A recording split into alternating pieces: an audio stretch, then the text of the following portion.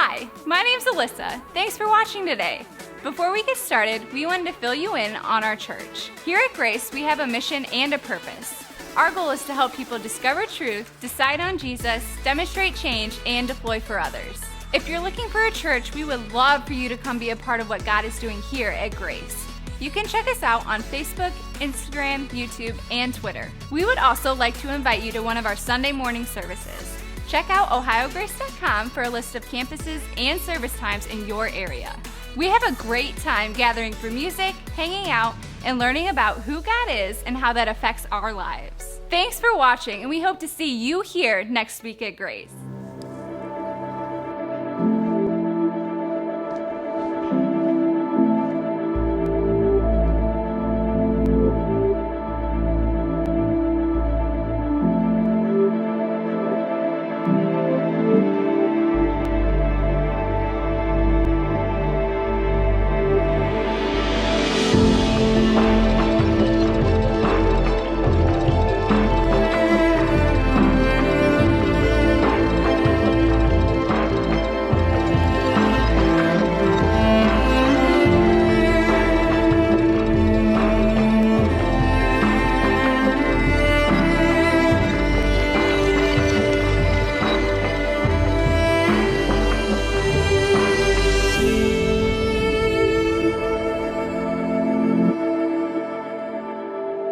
So are you glad you're here today? Good. We'll see if you still feel that way in about 35 minutes, but we are glad that you're here. And last sermon, hour before this, I was having some voice issues, so if that happens, I'll be drinking some water. But I didn't tell the last service as they watched me struggle through this that, I kind of got something in my voice, but I tested negative for COVID yesterday afternoon. But anyway, after the service, I was walking through the atrium. Everybody was real friendly before the service, but after the service, the crowds were just partying. It felt very cool. But anyway, it's just trying to avoid me. But we are going to talk about something today that is huge in our lives. It's something that's deadly in our lives, and it's the issue of pride. We're going to take a deep dive into the story of Esther and one particular part of that where pride reigns unchecked in a person's life and it leads to all kinds of destruction. So as we do that, and I want you to think about this, pride is especially deadly for those who don't think they have it. And as we get going here, we're in Esther Chapter 3. If you'll bear with me one more time, I want to set the context for you. The Old Testament goes like this, there's creation, and then we brought sin into the world, and then finally God deals with that with a flood, then later there's Tower of Babel, and then people are just scattered throughout the earth and drifting further and further from God, and then God grabs one guy. He just picks one guy, Abraham, and then he says the entire earth, all people can be blessed through him. And so God tells him to go leave where he's at, which is like in Iraq somewhere, and go to Canaan, Palestine. And so he does that. And then God gives him this promise that his people, he'll be the father of a special nation, but also many nations, but through him, the world would be blessed, that the Messiah will come through his line. And so all that's happening. Then we fast forward to his grandson is Jacob. Jacob has 12 sons who head the 12 tribes of Israel later, and they're living there in Canaan, but a drought happens and things get sideways, and they end up going down to Egypt, where one of the sons is down there and he's become kind of a higher up guy.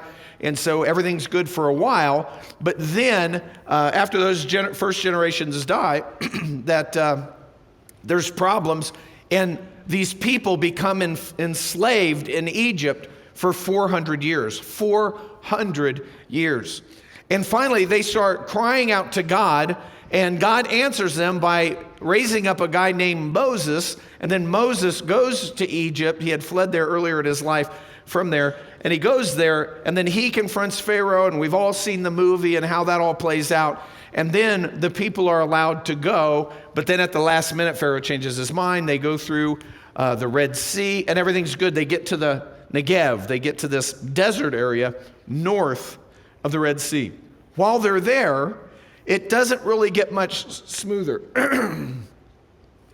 Moses receives the law, but as they're traveling on their way back to their homeland, they are attacked by a lot of enemies. And the main enemy that was attacking them then was some people called the Amalekites. And what they were doing is wherever Israel went, because there were a lot of people, they would come up behind and they would pick off the women, the children, the sick, anybody who couldn't keep up with the group. The Amalekites would just slaughter them. They were raiders, they were plunderers. That's just the way they were nomadic. That's the way they lived.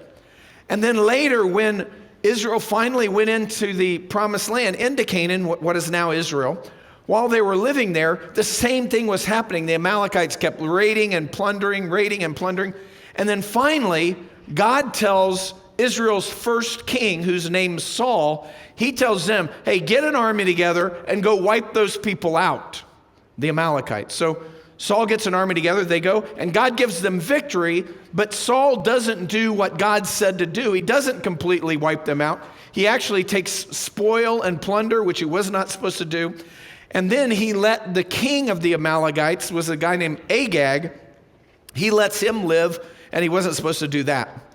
And so now, after Saul, there's some more kings, and then there's prophets, and there are these leaders who and a lot of those people are trying to point the people back to God, but the people, God's people, keep worshiping false gods. And then finally, God allows them to be conquered. Through the prophet Jeremiah said that this was going to happen. He told them, you keep doing this, I'm going to allow a foreign country to come in and take you guys captive. And so that happened with Assyria first, and then Babylon. Babylon takes over Judah, the southern kingdom, and controls Jerusalem. And then in 3 waves, they take a bunch of Jewish people back to Babylon. Now that brings us to the time of Esther. The only difference is now Babylon has fallen. Persia is now taking over all the land that Babylon once had. And Persia lets some of the Jewish people go back to their homeland and rebuild Jerusalem and rebuild the first temple that had been destroyed, Solomon's temple. And so all that's happened, and then that brings us right down to the time of Esther. Now, Esther is a young lady who's an orphan, who the book's named after, and she has an older cousin named Mordecai who has taken her in because she was an orphan and raised her. And so that's how all this kind of gets started. But the whole book of Esther is about just one sort of coincidence after another. And even though God is never mentioned, we see as we get through the whole thing, we see the hand of God all over the place, weaving through the story and making it all work out where it has got to be God. All these coincidences have got to be God. Does that make sense? And you know what I mean by coincidence? It happens in our lives a lot. Something just happened this last week. My brother Monty, who lives in Colorado, just a few weeks ago, retired from teaching. He's also a football coach and may continue doing that. But he was and he also does some other things. But he was thinking, I like to travel. I have a big truck. He's a big camper guy. And so he says, hey, I'm checking into being a transporter of campers. And so he is looking at doing that. Well, most of the campers in the United States are made where? In Indiana, Goshen, Indiana, and that area. And so there's a whole bunch of camper manufacturers, and then there's a whole bunch of little transport companies. And so he just picks one. He says, there's so many, just picks one out of the blue. And then he says, I have to go to an orientation, so I'm going to go out there, go to the orientation, which is on Tuesday and Wednesday, just a few days ago. And then after that's over, I'm going to pick up a camper. Then I'm going to stop at your house. Then I'm going to go deliver that camper. Then I'm going to come back to your house, hang out a couple days, come to church. He was here first service. And then we'll all kind of head back and stop at Carissa's and I'll take mom home. So that's the way, because mom's still with us. So that's the way that was all playing out. Well, he gets to this class, again, one of many, and he sits there, and in the class, one of the guys, just in his little circle, not class-wide, but somebody kind of near Monty said something about, yeah, I've been a trucker, and it's something about going through Colorado. And Monty says, I live in Colorado, Pueblo, Colorado. And then the guy says, well, where's Pueblo? And then the guy sitting right behind Monty says, it's just south of Colorado Springs. And so later, Monty asks this guy, so are you from Colorado? You answered that pretty fast. And the guy says, yeah, I'm from Pueblo too. And so now they're both from Pueblo, just kind of odd. And so they're talking. So then Monty says, well, where are you from in Pueblo? And the guy says, Pueblo West. And Monty says, I'm from Pueblo West too. Now, Pueblo West is like 70 square miles west of Pueblo. It's kind of a big spread out place. And so then the guy says, well, where do you live in Pueblo West? And Monty says, I live near the general store on the west side. And then that guy says, I live near the general store on the... And here these two guys, they had guys from Alaska, all over the United States, are in this class, and they live half a mile from each other. So that's a coincidence, right? But it doesn't stop there. So now Monty, the class is over on Wednesday. He picks up a camper.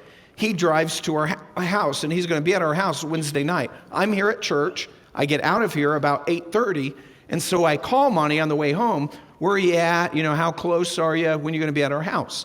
And then, he's my brother, so he starts giving me the business. Well, he's just not really answering my question.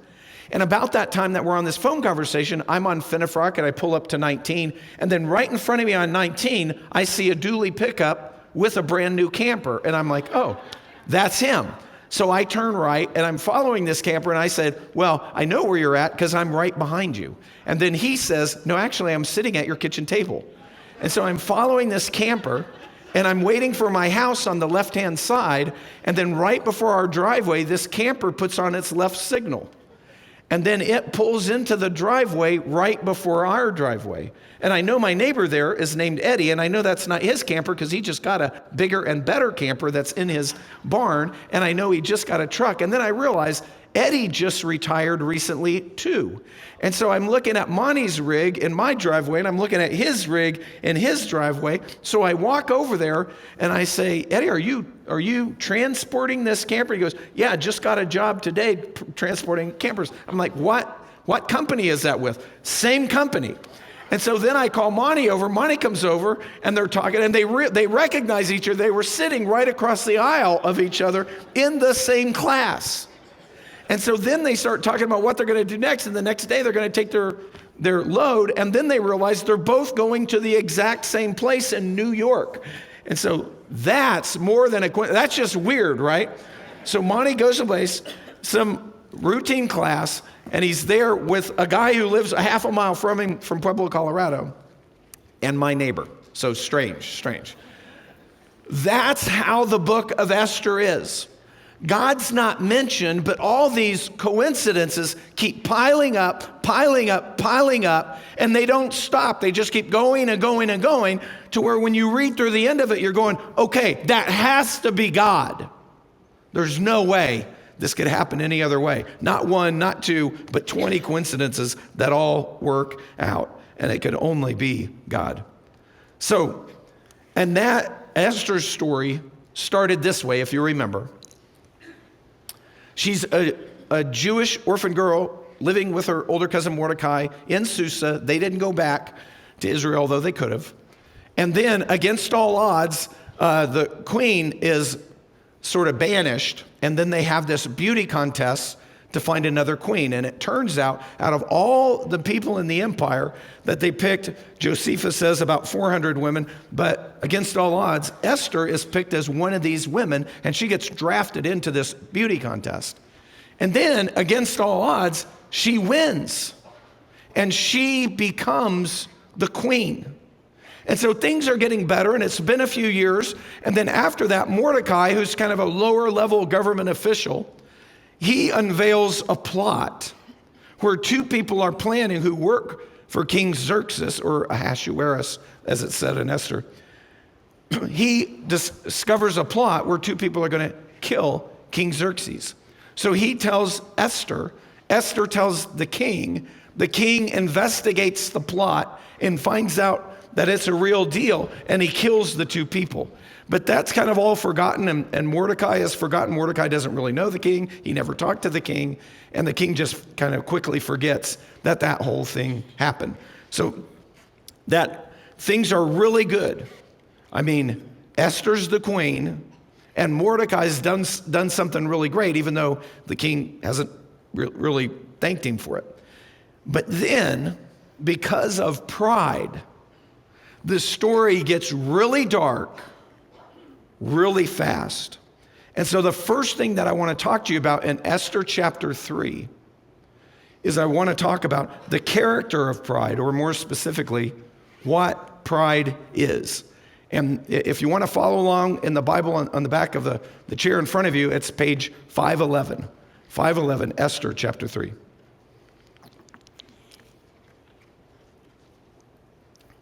So beginning in verse 1, we are introduced to the villain of the story. And the villain of the story that we've not seen yet in the first 2 chapters is a man named Haman, and here's how it starts.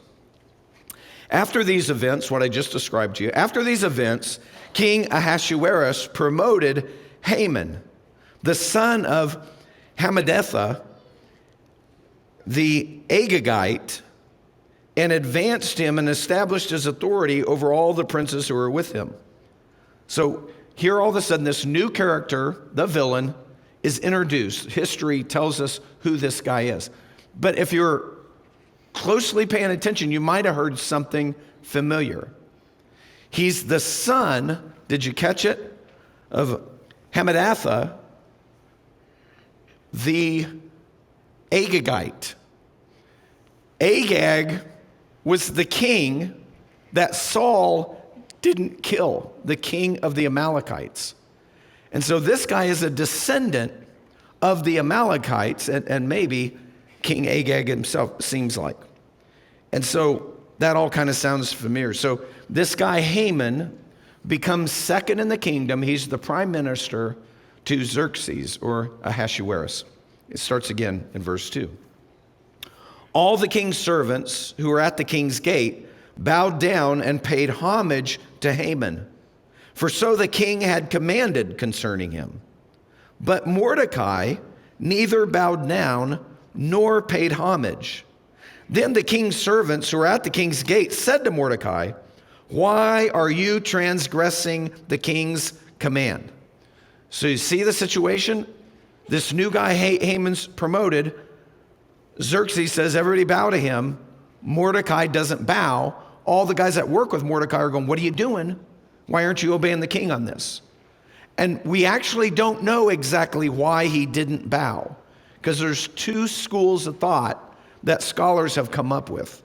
One could be that this is a theological stance. Well, I don't bow, and then that would key in on the pay homage to.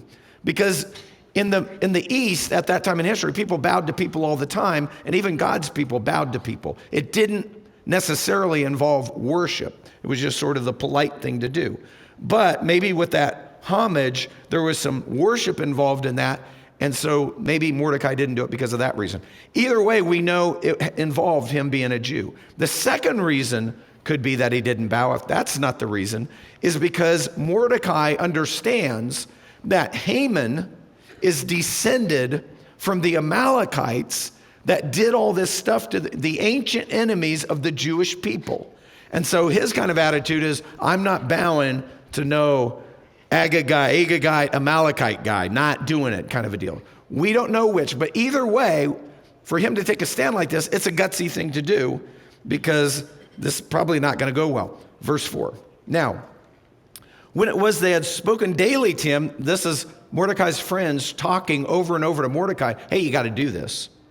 And he wouldn't listen to them, that they told Haman to see whether Mordecai's reason would stand, for he had told them that he was a Jew. When Haman saw that Mordecai neither bowed down nor paid homage to him, Haman was filled with rage. This is what pride is. Pride is concentration on self. Pride is absorption of yourself. Your main focus is on yourself and how everything impacts you. And so what's happening here is all the other people are bowing to Haman. He didn't notice that Mordecai wasn't bowing, but now when somebody ratted Mordecai out, and now that he knows there's this one guy named Mordecai that refuses to bow, he's filled with rage. I mean, he can't stand it. That's all he can think about. He's hot. He's mad because he's prideful. And so pride gets no pleasure out of having something. It's only in having more of that than the next person. That's how pride is. Hey, I want to have more than everybody else. That's pride. And pride is the comparison, the pleasure of being above the rest. Now, I want to make something clear. Not all of what we call pride today is sin against God. For example, it's not wrong. Pride is not always wrong. It's not wrong, for example, to take pleasure in somebody complimenting you or praising you. If that were true, if that was wrong, then we wouldn't praise our children, because then we would be causing them to sin, right? And by the same token, it's not wrong to have a proper pride in your son or your daughter or your mom or your dad or your school or even your church. If that's kind of in a balance, that's not really wrong. Pride is wrong when it elevates you. And some of those things you could be having pride in because it elevates you, then that's a problem. So pride is wrong when it elevates you. Pride is an endless ego calculation. And then how does it affect us? It's an endless ego calculation, but there's really two forms of pride. One is superiority type of pride. You're always calculating. You're always wondering. When you feel superior, you're always measuring. How's all this stuff affecting me? And superiority type of pride means as you're looking at how it affects me and you're keeping the math is working out pretty good.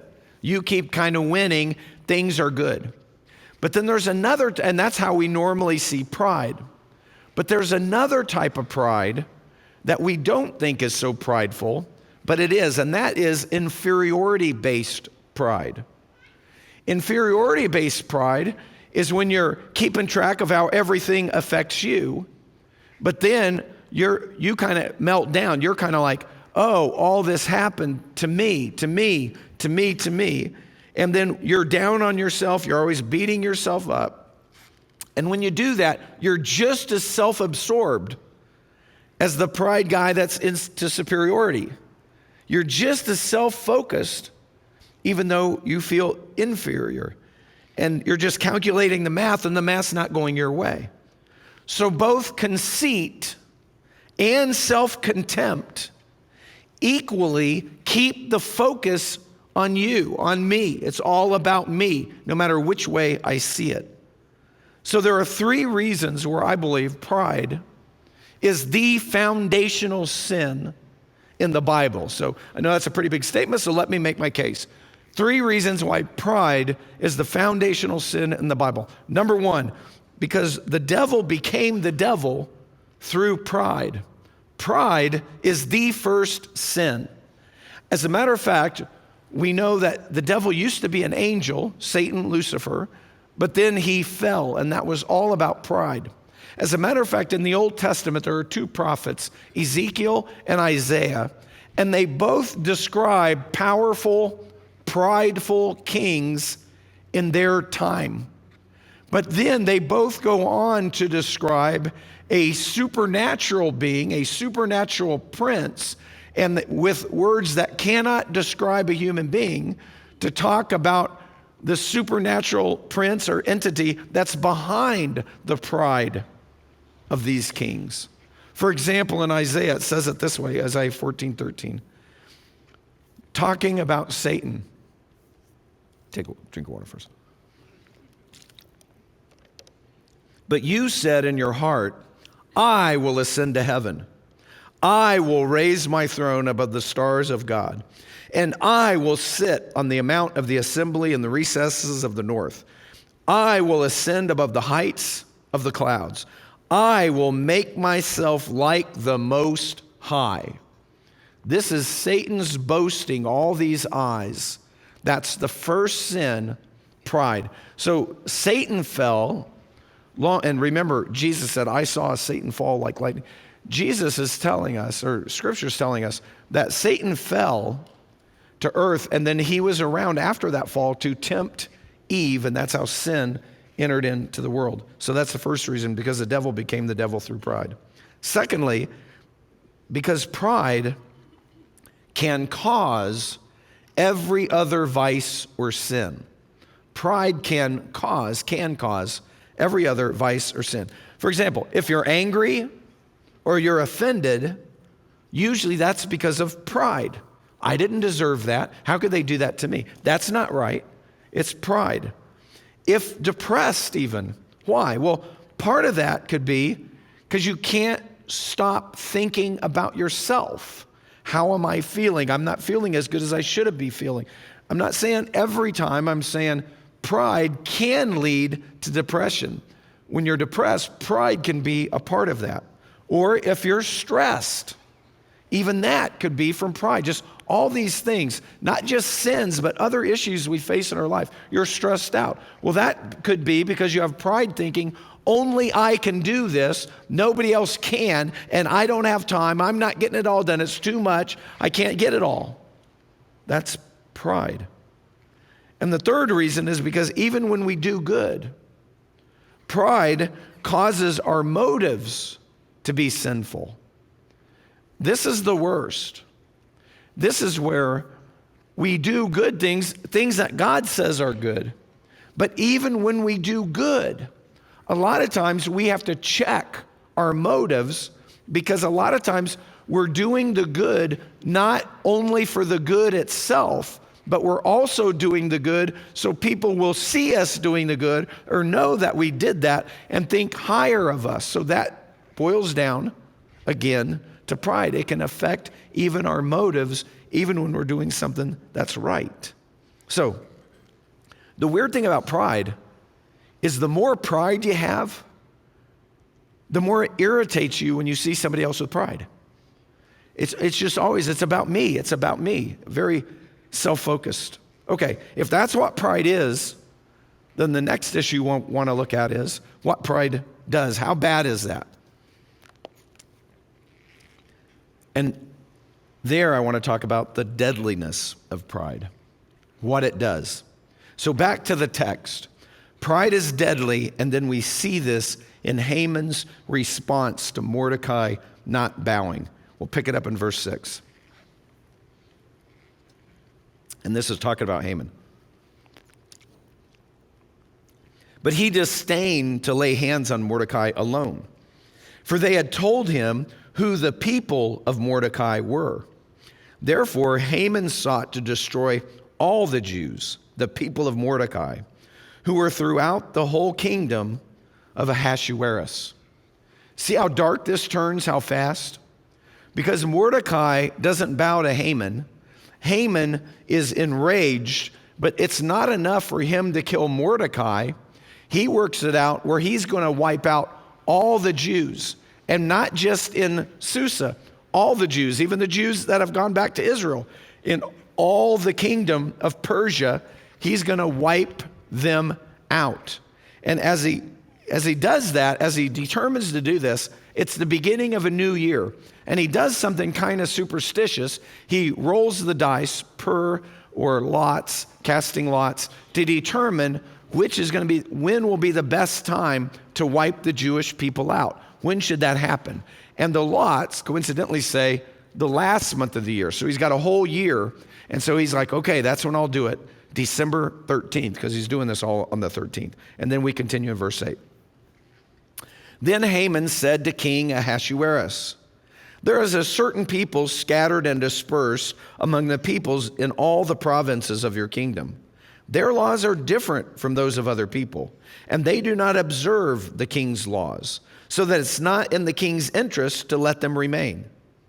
If it is pleasing to the king, let it be decreed that they be destroyed. And I will pay 10,000 talents of silver into the hands of those who carry on the king's business, to put into the king's treasury. It's a huge amount. It's about a third of what annual Persian income. And we're wondering, how would this guy get it? But he may be getting it by confiscating the plunder for the Jewish people. But anyway, he throws that out. Verse 10. Then the king took his signet ring from his hand and gave it to Haman, the son of Hamadetha, the Agagite, the enemy of the Jews. And the king said to Haman, the silver is yours, and the people also. Do with them as you please. Then the king's scribes were summoned on the 13th day of the first month, and it was written just as Haman commanded, to the king's satraps, to the governors who are over each province, and to the princes of each people, each province according to its script, each people according to its language, being written in the name of King Ahasuerus and sealed with the king's signet ring. Letters were sent by couriers to all the king's provinces to destroy, to kill, and to annihilate all the Jews, both young and old, women and children, in one day, in the 13th day of the 12th month, which is the month of Adar, and to seize their possessions as plunder. A copy of the edict, to be issued as law in every province, was published to all the peoples so that they should be ready for this day. The couriers went out, impelled by the king's command, while the decree was issued at the citadel in Susa, and while the king and Haman sat down to drink, the city of Susa was in confusion. You see what? That's a lot of words, right? What's happening? Genocide is happening. Haman has just got King Ahasuerus to commit to destroying all the Jewish people in the entire province of Persia. This is all the Jewish people there is. And as they just plot this genocide and then send out all the instructions, what do? Sit down and have a drink. And then the population, they're all in an uproar going, what is going on? Why are you picking this one people? Why would you have them annihilated? Why are we committing genocide? Who's going to be next? We've never heard why this is, and on and on and on. But they don't care because pride is deadly. Proverbs 16:18 says, pride goes before destruction and a haughty spirit before stumbling. Later, not today, later we're going to find out that Haman's pride causes his untimely death. Why? Because pride is deadly. Pride is deadly. But let's just stop for a moment and look. How is pride deadly? Here we go. First, pride makes you a fool because it keeps you from learning from your mistakes. When you mess up, humble people can just laugh at that. Yeah, I messed that up, and they'll tell people, well, they'll go out of their way to tell people, man, I messed that up. It's really bad, and you'll just laugh about it. But you'll also learn how not to do that again. But proud people can't laugh at themselves that way. When it's pointed out that they've messed up, their attitude is, okay, well, yeah, that didn't go as well as I wanted it to, but I can do that better than you can. Are you saying you can do it better than me? I don't think so. That's pride. That's superiority pride. But even inferiority pride, it reacts this way. Oh, you're right. I'm devastated. I'm going to have a meltdown. I can never do this again. I can never attempt it. This is just not me. No way can I do this. I can't pull this off. And you have a meltdown in inferiority. So first is that pride makes you a fool. Second, pride makes you evil. Pride makes you evil. Pride is the hellish petri dish that grows all types of sin in our life. Pride is like the root of all other sins. Think about it. There's no bitterness without pride. There's no racism without pride. There's almost no anger without pride.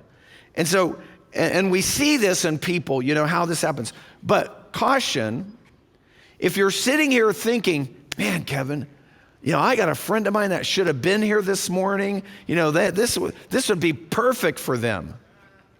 That's pride. That's pride. Because you're thinking, hey, I don't need this as much as this other guy needs it. That's pride. It takes pride. If you're thinking it's only a problem or a bigger problem for somebody else. So if we know what pride is, and then we know what it does, then the last thing is simply the cure for it. What's the cure? And the cure is humility. And you've probably all heard this quote from C.S. Lewis. Great quote. It says, Humility is not thinking less of yourself. It's thinking of yourself less. Right. Humility is not thinking less of yourself. It's just thinking of yourself less. You don't have to beat yourself up to be humble. You just need to get off of you and think about other people. That's what he's saying. So the cure for it is, first of all, we have to adopt a humble attitude before God. When we adopt a humble attitude before God, we will also be able to adopt a humble attitude before other people. So God and others. 1 Peter 5:6, and there's a lot of verses in James, Peter, other places.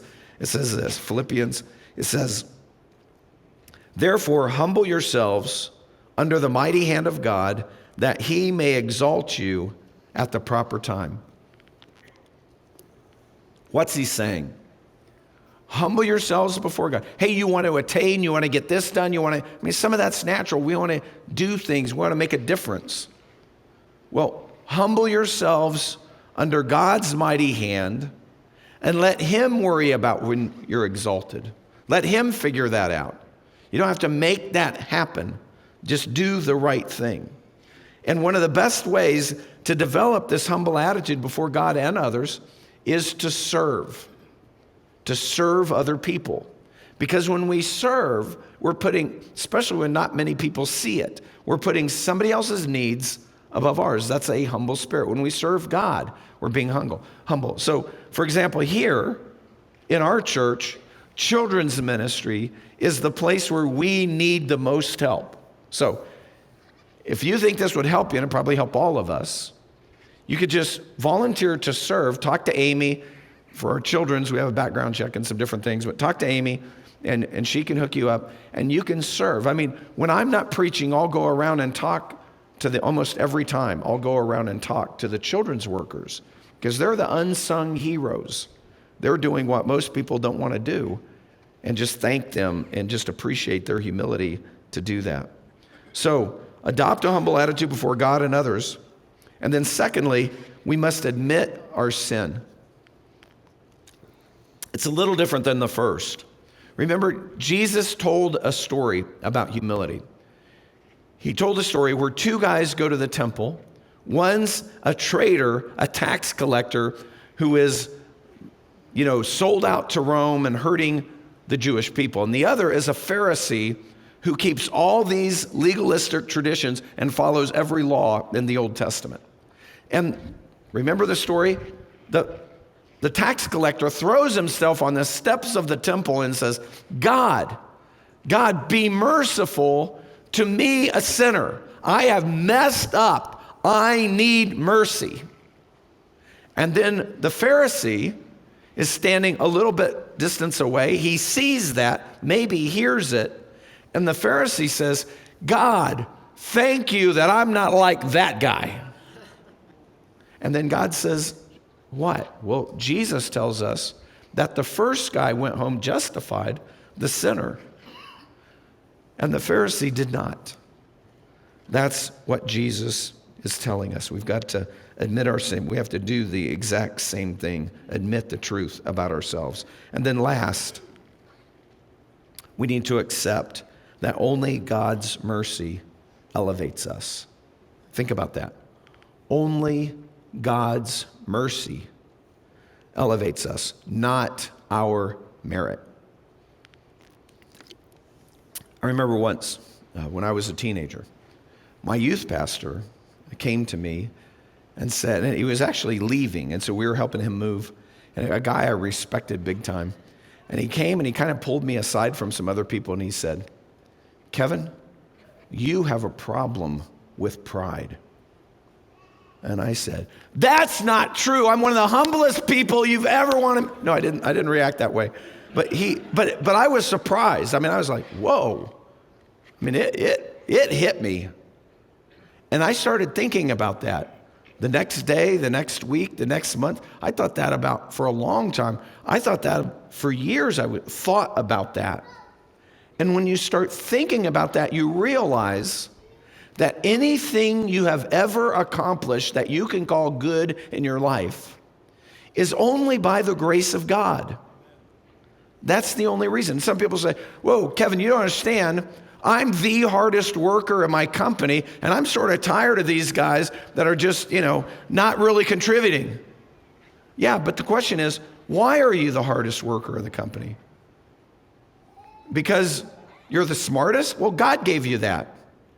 Because you're the most energetic? Well, God gave you that. Because you grew up with a good work ethic? Well, God gave you that. Anything good that we've done, and hard work is good, it's always from God. Anything good that we have, God has given that to us. It's not because of our merit. Now, we can use it. We can do what God would want us to do with it, but we don't really get the credit because God gave us that. God gave us energy or health or whatever it is. A faster metabolism, whatever. That's God's gift. As a matter of fact, there's a verse that speaks to that Paul wrote. He says, "For who regards you as superior?" It's 1 Corinthians 4:7. "For who regards you as superior? What do you have that you did not receive? And if you did receive it, why do you boast as if you had not received it?" You see what he's saying there? Every good thing that we're tempted to be proud of is actually a gift from God. God has allowed us to do that or to accomplish that. It's all him. Remember and I'm going to close here, in Jesus' most famous sermon at the very beginning of it, the Sermon on the Mount, he said something. He said, "Blessed are the poor in spirit, because theirs is the kingdom of heaven." Blessed are the poor in spirit. What's poor in spirit? Poor in spirit is realizing as you contemplate God that you have no merits, that you are utterly bankrupt as far as any merit from God is concerned. That you are poor in spirit. You have nothing to give to God to make God say, wow, or that's good. Nothing. You're poor in spirit. And it's just the opposite of pride. You see, poor in spirit is we understand our spiritual bankruptcy. We understand our inability to come to God on our own apart from God's grace. We can't even do that. The proud, on the other hand, they're blinded by pride, and they kind of react in two ways. And I talk to people like this all the time. And on one hand, they'll say they don't think they need God. Hey, yeah, you want to talk about God? Well, I don't really need God in my life. I'm good without God. And when they do that, they're sort of placing themselves above God. But there's something that's worse that I think even more people respond this way. They say, hey, God should accept me because I deserve his acceptance. God should accept me. God would never put me in hell. God should accept me because I'm a pretty good person. I deserve God's acceptance. God should be good with me. God knows me. God knows I try to do the right thing. It's nuts because God's telling us all have sinned and come short of the glory of God. We've all messed up. None of us deserve heaven. Zero. Zip. And it was so bad and so dark for all of us that in God's love for us, he had to do something drastic. Through the seed of Abraham, the Messiah finally did come, the Son of God. And God left heaven, Jesus did, voluntarily, clothed himself in human flesh, lived a perfect life with no sin, and therefore became the only one qualified to die for somebody else's sin. And because God is infinite and Jesus is infinite, his one voluntary death would take care of all of our sins if we come to him on his terms, which is faith, putting our trust in Jesus alone. So we're going to close this service in just a moment, but I don't want to close the service without you thinking about that most important decision. If I were to ask you, are you a Christian? And you would say yes. And now I'm going to ask you another question. Okay, yes, so you expect to go to heaven. Yes, I expect to go to heaven. Here's the next question. Why? Why will you go to heaven? I want you to answer that in your minds right now. Why should you personally go to heaven? Formulate the answer. And here's what I'm telling you. If your answer in your head right now starts off something like this, well, I've always tried to be a good person. That's wrong. You haven't always tried to be a good person. Believe me, I know. If you start that answer by saying, well, because I've done this and I've done that, or I've prayed to God and I've asked and I try to live His way and I try to do what God wants and I talk to God all the time.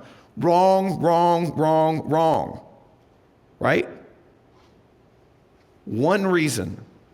I don't deserve to go to heaven.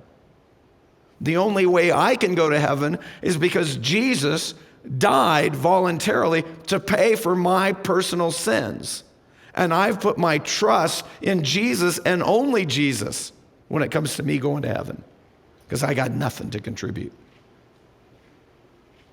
If that wasn't your answer, then you need to get that right and make sure you have right the most important decision that you're ever going to make in your life. Let's stand together in prayer.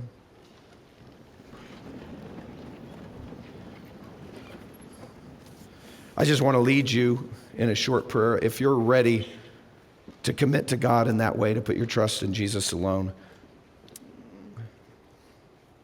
you can express that trust in prayer, and you should. You should call out to God this way. Something like this, make it your own. God knows your every thought. God, I admit that I'm a sinner and I've done nothing to deserve heaven, but I also understand that you love me and Jesus died for me. And you say that if I just put my faith, my trust in Jesus and only Jesus, that I become yours and I'm guaranteed heaven. And so God, if I've not done that before, I'm doing that right now. And I also ask you to come into my life through your Spirit to help me love you back and to follow you. Thank you, Lord. In Christ's name, amen. Thanks for watching, and we hope to see you here next week at Grace.